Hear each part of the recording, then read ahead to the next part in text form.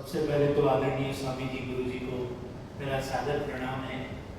मैं बहुत एडमायर करता हूँ, आपका बड़ा फैन हूँ और मैं आपकी जीवन यात्रा बराबर देखता रहा।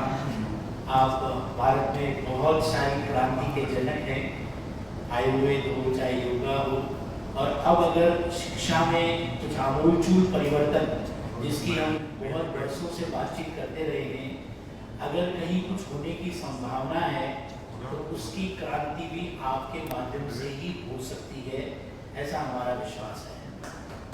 तो आपसे बहुत बड़ी आशा है। वर्तमान में आपने, जैसा सिंह साहब ने भी कहा कि भारत में शिक्षा की जो इस समय व्यवस्था चल रही है, दशा चल रही है, हम अपनी बात तो कर रहे हैं कि हम विश्व गुरु बनना चाहते हैं पुनः, लेकिन वास्तविकता ये है कि अभी बहुत पैथेटिक सिचुएशन है एजुकेशन की। मैं पिछले 41 वर्षों से सिर्फ स्कूल शिक्षा में जुड़ा हुआ हूँ। दोनों बोर्ड की अलग अलग कैंपस में मैं स्कूलें चला रहा हूँ, राजस्थान बोर्ड भी और CBSE बोर्ड भी। साहब, आज स्थिति ये है कि 85% ग्रेजुएट्स या इंजीनियर्स जॉब के लायक नहीं है, किसी रोजगार के लायक नहीं है। दे आर नॉट एम्प्लॉयबल, क्योंकि वो वहां तक पहुंच रहे हैं लेकिन उनकी जड़ें इतनी कमजोर होती चली जा रही है स्कूल से ही। स्कूलों में जो परीक्षा और मूल्यांकन पद्धति अपनाई जा रही है वो बहुत ज्यादा दोषपूर्ण है। आज बोर्ड परीक्षाओं में सामान्यतया फेल होता ही नहीं है। फेल होने वालों की संख्या बहुत कम हो गई है, न्यूनतम हो गई है। उसका रीजन है कि मैं बहुत गहराई में गया हूँ और प्रतियोगी परीक्षाएं आजकल हावी हो गई है। बोर्ड की परीक्षा की मार्कशीट या सर्टिफिकेट की कहीं कोई वैल्यू नहीं रही। आज उस सर्टिफिकेट के आधार पर सामान्य डिग्री कॉलेज में भी प्रवेश नहीं मिलता है। पहले IIM IIT में मैंने सुना है 60, 65, 70% का कोई बोर्ड का होता था, उसको ले लेते। वो बोर्ड वाले तो लेस ही कर दिया। बोर्ड में 99% भी है बच्चे के, तो भी उसको सामान्य यूनिवर्सिटी के कोर्स के लिए भी CUET एग्जाम देनी पड़ती है।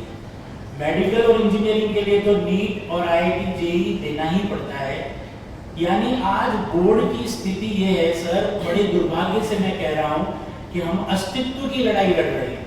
बच्चा बोर्ड का मेरे यहाँ पढ़ना ही नहीं चाहता, जो इतना बड़ा इंफ्रास्ट्रक्चर, इतनी सुंदर व्यवस्था, इतने टीचर्स अच्छे लगा रखे, लेकिन स्कूल में नहीं पढ़ना चाहता वही बच्चा। नहीं, एकदम आपने वैलिड पॉइंट उठाया कि जो कॉम्पिटिटिव एग्जाम्स है वो बहुत हावी हो गए। जी सर, वो नीट मतलब NTA की मार्कशीट वही मायने रखती है। NTA नेशनल टेस्टिंग एजेंसी की मार्कशीट नंबर 1 पे होती है, बोर्ड की मार्कशीट तो जस्ट क्वालिफाइंग एग्जामिनेशन, कोई भी बोर्ड हो सर। तो ये इसमें जो बात उठाई है अशोक जी ने कि नीट और JEE के जो एग्जाम्स आदि और जो कॉम्पिटिटिव एग्जाम्स हैं, हर एक स्कूल यदि इसको उठाएगा तो उसको करोड़ों रुपए का खर्च आता है। उतना तो कैपेबिलिटी हर एक में नहीं, और इसीलिए फिर ये चीज़ें इतनी हावी हो जाती हैं।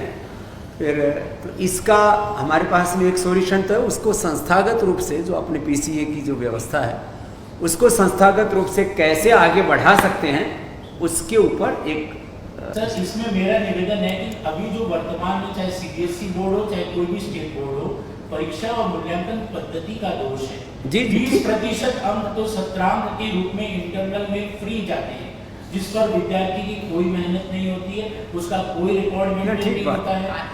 30% प्रैक्टिकल के मार्क्स होते हैं, 50% तो यही हो गए, तो बच्चा तो 70% तो यूं ही ले आया। परीक्षाएं जो होती है वो केवल 55-56 नंबर की होती है, और उसमें भी इतना सरलता से आजकल तो ऑब्जेक्टिव का पेपर बनाने लग गए। बच्चों के ऊपर तनाव नहीं होना चाहिए, बोझ कम होना चाहिए, ये बोल बोल के बस्ते का बोझ कम कर दो, पेपर सरल बना दो, पास करते जाओ। और ये पास होते होते डंप हो गया ऊपर जाकर के ग्रेजुएशन के बाद। यूनिवर्सिटी में भी यही स्थिति है, ऐसी सत्रांक, ऐसी परीक्षा पद्धति, ग्रेजुएट हो गया लेकिन उसको आता जाता कुछ नहीं।